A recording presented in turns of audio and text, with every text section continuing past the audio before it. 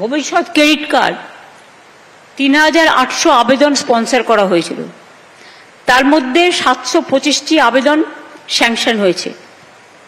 স্পন্সরের তুলনায় স্যাংশন এত কম কেন? ব্যাংক কি কোঅপারেশন করছে না? এসবিআই অ্যান্ড সেন্ট্রাল ব্যাংক একটু দেরি করে এনরোল হয়েছে ম্যাডাম। এর মধ্যে আমাদের অনেক বেনিফিশিয়ারিরা একাঙ্কারী কাস্টমার ছিল, এটা একটা রিজন ছিল ম্যাডাম। আর একটা রিজন, আমাদের যে ব্যবসায়ীরা এরা 20 লাখের উপরে ব্যবসায়ী করে না, ওদের না করুক, তারা যা পারবে তাই করুক না ম্যাডাম, তার জন্য ওদের জিএসটি বিল হয় না ম্যাডাম। কিন্তু এখানে ये স্কিমের মধ্যে একটা ये বিল লাগছে ম্যাডাম, বিকজ আমাদের ব্যবসায়ীরা ডাইরেক্টলি টাকা পায় না, ये টাকা ও যে ভেন্ডার ওরা পায় আন্ডার দিস স্কিম ম্যাডাম। এর জন্য ওখানে জিএসটি বিলের একটা ইস্যু আছে madam. Right sir. For anybody entrepreneur can apply under this scheme. GST registration যে কোনো লোক করতে পারে, it's online. So that should not, restrict the admissibility for. আমার মনে হচ্ছে তোমাদের কোথাও কাজের গাফিলতি আছে। কোঅর্ডিনেশন বাড়াও, কোঅর্ডিনেশন বাড়াও, এবং আমি সিএস কেও বলবো দেখতে, বাট ডিএম কেও কোঅর্ডিনেশন বাড়াতে হবে। ভবিষ্যৎ ক্রেডিট কার্ড কে দেখে? কোন ডিপার্টমেন্ট? এমএসএমই। এমএসএমই কে আরেকটু স্ট্রং হতে হবে। আমরা বাংলায় নাম্বার 1 এমএসএমইতে, এটা মাথায় রাখবেন। এই জেলাতে প্রচুর মানুষ আসে, সব জেলাতেই এমএসএমই কে একটা গুরুত্বপূর্ণ ভূমিকা পালন করতে হবে। লাইন ডিপার্টমেন্টের অনেক কাজ আছে, আপনারাও অনেক ইম্পর্টেন্ট মনে রাখবেন। দেখে নিন, প্রবলেম হলে তোমরা আমরা যখন ভার্চুয়াল মিটিং করি কেন বলো না? যখন সিএস বারবার ভার্চুয়াল মিটিং করে কেন বলো না? বলা উচিত এটা ম্যাডাম।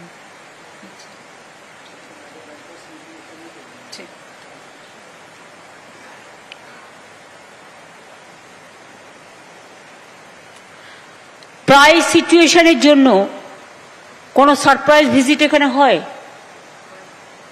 ডিএম পুলিশের আন্ডারে, এসপির আন্ডারে কোনো কমিটি হয়েছে?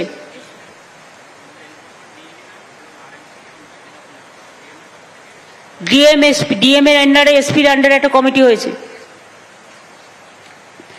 আর একটা হচ্ছে সুফল বাংলা আউটলেট এখানে একটু বাড়াতে হবে। বিশেষ করে অনেক জনজাতি আছে, তারা খুব গরিব, তারা চালটা পায়, আগে তো কিছুই পেত না, এখন চাল পাচ্ছে, স্বাস্থ্যসাথী পাচ্ছে, বাচ্চাদের পড়াশোনার টাকা পাচ্ছে, লক্ষ্মীর ভান্ডার পাচ্ছে, যত সুযোগ সবটাই পাচ্ছে।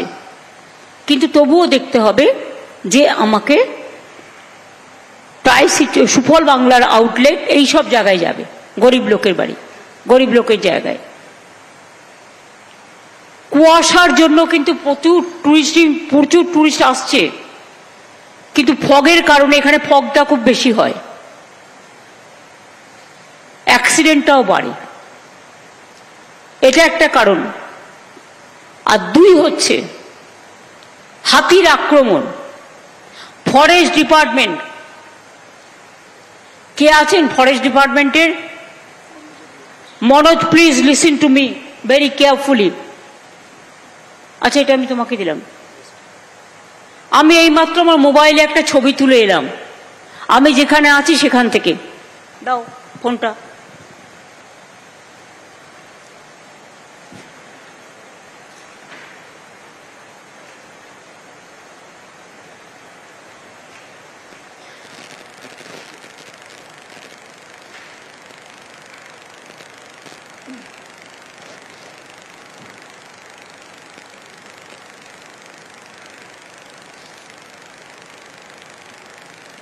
আমি যেখানে আছি গেস্ট হাউসে, এই ফটোটা আমি তুলে আনলাম। এই ফটোটাতে আমি সিএসকে দেখাবো। ওই দেয়ালেই লেখা আছে, ভাগ্যিস হনুমানগুলোকে থ্যাঙ্কস, হনুমানগুলো ছিঁড়ে দিয়েছিল বলে কাপড়টা আমি দেখতে পেলাম। তাতে লেখা আছে ট্রেসপাসার্স বা পাচারকারীদের গুলি করে মারা হবে। এটা কি কোনো একটা ল্যাঙ্গুয়েজ হলো? আইন অনুযায়ী ব্যবস্থা নেওয়া হবে, এই কথাটা বলো। অনেক সময় সাধারণ মানুষ যারা জানে না, অজানা লোক, ফরেস্টের রাস্তার ভেতর দিয়ে গেলেই তার উপরে অনেক অত্যাচার হয়। আমার কিন্তু নলেজে এটা আছে। আমি ডিএফও যারা আছেন, আলিপুরদুয়ারের ডিএফও কে আছেন? নতুন এসছেন? নতুন এসছেন? আপনারা কি নতুন এসছেন?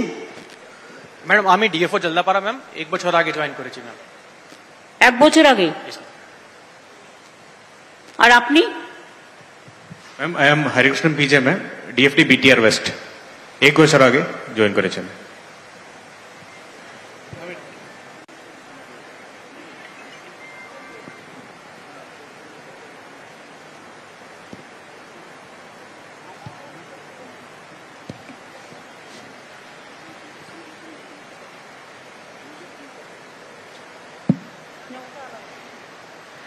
আপনারা ফরেস্টের মধ্যে দিয়ে যদি যাতায়াত কেউ করে, মানে ভুলে, নিশ্চয়ই যাওয়া উচিত নয়, কারণ হাতি টাতির তাণ্ডব হতে পারে।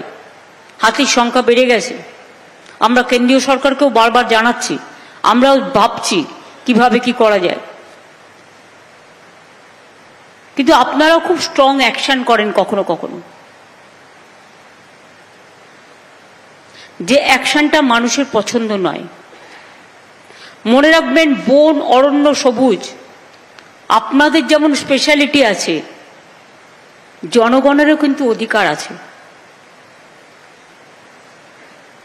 সবাইকে নিয়েই কিন্তু সমাজে চলতে হয়। আপনার টাফ হন। এই যে কিছুদিন আগে আপনারা একটা বাঘ অপারেশন করে আমাদের ফরেস্টের কর্মীরা, প্রশাসন সবাই ধরলো, আমি তাদের সঙ্গে সঙ্গে থ্যাঙ্কস জানিয়েছি, কনগ্রাচুলেট করেছি। কিন্তু আলিপুরদুয়ারে আমার কাছে কিছু স্পেসিফিক কমপ্লেন আছে, আমি সিএসকে বলবো ওটা বলার জন্য। আপনারা বসুন প্লিজ। মূলত যেটা ম্যাম অভিযোগ এসেছিল কি আমাদের বিভিন্ন ফরেস্ট এরিয়াতে ট্রেডিশনালি অনেক জায়গায় পিকনিকগুলো হয়, অনেকজন মানুষ উইন্টার্সের সময় আসে, সেই জন্য ওখানকার লাইভলিহুড নিয়েও পিকনিকগুলো করার সুযোগ মানুষ পায়। তো এই ক্ষেত্রে কিছুটা অবস্ট্রাকশনস ইতিমধ্যে দেওয়ার কথা আমরা শুনেছিলাম। তারপরে আপনার নির্দেশ পাওয়ার পরে এসিএস ফরেস্ট এবং এইচওএফ সঙ্গে কথা হওয়ার পরে এবং তারপরে মাননীয় এমপিও মিটিং করলেন, কিছুটা কোঅর্ডিনেশনের যে অভাব ছিল ওটা মিটেছে এবং অনেক সমস্যাগুলো মিটলো। কিন্তু ওটা হওয়ার বাঞ্ছিত ছিল না। এরকম কোনো রেস্ট্রিকশনস বা অপোজ করা, ইম্পোজ করা ঠিক নেই। যে সিদ্ধান্ত তো আপনি নিজে নিতে পারেন না, এভাবে নিতে পারেন না। জয়গায় গাঁওতে একটা উৎসব হয়, একটা পুজো হয়, বন্ধ করে দিলেন আপনি হট করে। ওয়াই? শুনুন, আপনাদের লোকে চেনে না, চেনে আমাদের।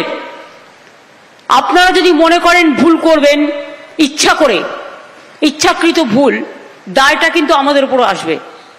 সুতরাং দায় যদি আমাদের উপর আসে, তাহলে আমরাও ছেড়ে কথা নিশ্চয়ই বলবো না। তারপরে হোমস্টে নিয়েও সেরকম সমস্যা। হোমস্টে নিয়ে দ্য সেম প্রবলেম। মনোজ, তুমি বলো, তুমি ব্যাপারটা জানো। ম্যাডাম আমি বলছি ম্যাডাম, যে ছিল ম্যাডাম যে গেস্ট হাউসে আপনি ছিলেন ম্যাম, তো মাইকটা সামনে নাও, কথা শোনা যাচ্ছে। হ্যাঁ ম্যাম, যে গেস্ট হাউসে ম্যাডাম আপনি ছিলেন, আমার ফিল্ড ডাইরেক্টর বললেন আমাকে ওটা ইন্ডিয়ান এয়ারফোর্স লিখেছে। আমি ওনাকে বললাম আমি জানতাম না ইন্ডিয়ান এয়ারফোর্স এটা কেন লিখেছে, লিখেছে ওর জমিন আছে ওদিকে, ওনার সঙ্গে বসে আমাদের উপর তো ওরা লিখতে পারবে না কি গুলি করে দেবো, এটা করে দেবো, এটাই আছে অবস্থা না। ম্যাডাম নমস্কার ম্যাডাম, অ্যাকচুয়ালি আমিও একদিন ওরকম কি ওটা দেখেছিলাম, জাস্ট আমি স্টাফকে খবর নিলাম এটা কেন লেখা হচ্ছে, বলছে এটা আমাদের নয় আর কি, এয়ারফোর্স সাইড থেকে লেখা আছে। আপনি মানে আমি কিন্তু এয়ারফোর্স কিছু যদি এই ধরনের জিনিস আমাদের জায়গায় করে, সেক্ষেত্রে তো কনসাল্ট করবে ডিএম এর সাথে, এসপির সাথে। Take up this matter with the airport. This a very unhealthy line. Madam যেটা পিকনিক ম্যাটার ছিল, যখন চিফ সেক্রেটারি আমাকে বললেন, আমি কথা করলাম লোকাল অফিসার সঙ্গে, ওরা বললো কি 2 বছর থেকে এটা রিস্ট্রিকশন চলছে, মাঝখানে 2 বছর আগে থেকে রিস্ট্রিকশন হয়েছিল। তারপরে আমি বললাম কি 2 বছর আগে যেটা ছিল ফ্রিঞ্জ এরিয়াতে অ্যালাউ করার জন্য, ওটা অ্যালাউ আপনি করুন। এটা যেটা আছে কোনো ডিসিশন নিতে হবে, ওটা আপনাকে অরণ্য ভবন জানাতে হবে, অরণ্য ভবন থেকে নবান্ন থেকে জানিয়ে আমরা কোনো পলিসি ডিসিশন নেব। এটা স্টেট গভর্নমেন্টে এটা স্ট্যান্ড আছে, এটা ফরেস্ট ডিপার্টমেন্ট স্ট্যান্ড আছে। এটা আমি ভিডিও কনফারেন্স করে প্রত্যেককে বলেছি, এদেরকে প্রত্যেককে বলেছি আমি কি যেটা ফ্রিঞ্জ এরিয়াতে অ্যালাউ হবে ওটা হবে। তারপরে আমি খবরও নিয়েছি 1 সপ্তাহ আগে ফ্রিঞ্জ এরিয়াতে এখন অ্যালাউ হচ্ছে ম্যাডাম আলিপুরদুয়ার। সেটা তো আমরা টেক আপ করার পর। হ্যাঁ ম্যাডাম। মনোজ, তুমি সামটাইমস ফরেস্টের ডিএফওদের এবং যারা আছে নিচেও তাদের সাথে তুমি অন্তত 7 দিনে একটা করে ভিডিও কনফারেন্স করো। তাদের যদি কোনো প্রবলেম থাকে তারা তোমায় বলবে, তোমার যদি কোনো প্রবলেম থাকে তুমি তাদের বলবে। কোঅর্ডিনেশনটা ভালো করে তৈরি করো। ফরেস্ট ডিপার্টমেন্টের কোঅর্ডিনেশনটা আমার মনে হচ্ছে আরেকটু বেটার হওয়া উচিত। থার্ড জিনিস ম্যাম, হোমস্টে যেটা ছিল ম্যাম 2017-তে এনজিটি অর্ডার কিছু হয়েছিল, যার মধ্যে এনজিটি পরে এখান থেকে শোনো, সারাক্ষণ তোমরা আমাকে এনজিটি দেখাবে না তো।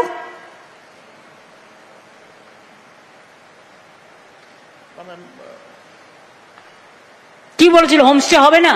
আমি আমার বাড়িতে হোমস্টে করবো, এনজিটির কি যায় আসে? না ম্যাম, ওটা লোকাল কোর্ট হাইকোর্ট স্টে করেছিল ম্যাম। তাহলে সেখানে তোমার হাত তো শক্তিশালী হয়ে গেল, তারপরেও কেন প্রবলেম হলো? ম্যাম স্টে কি হলো ম্যাম, নতুন জাজ এক এসছেন কলকাতা থেকে, উনি 30 নভেম্বর পরে স্টে উঠিয়ে নিয়েছেন। 30 নভেম্বর পর্যন্ত একদম ঠিক ছিলেন। One honourable justice Biswajit Basu এসছেন এখানে, উনি এখান থেকে কেস টেনে নিয়ে গেছেন হাইকোর্টে। হাইকোর্টে তুমি ফাইট করবে, কি যায় আসে? আমরা ফাইট করছি ম্যাম, আমরা কালকে। এবং যারা হোমস্টে করেছিল তাদেরও বলবে পার্টি হতে। হ্যাঁ ম্যাম, তোমরা ফাইট করবে, তারা তোমার সাপোর্টে থাকবে। আমরা চিফ সেক্রেটারির সঙ্গে কথা করিয়ে ওখানে সিনিয়র অ্যাডভোকেটও দিয়েছি। 28 তারিখ ডেট আছে। আগে भी আমি অ্যাফিডেভিট দিয়েছি ওখানে কোর্টে কি স্টেট গভর্নমেন্ট ওয়ান্টস, আমি ম্যাডাম অ্যাফিডেভিট দিয়েছি কোর্টে কি state government wants both preservation of ecology and forest and livelihood of the. আমাদের মতো কে করে ফরেস্ট প্রিজার্ভেশন? কে এত করে? কোথায় হয় না ম্যাম?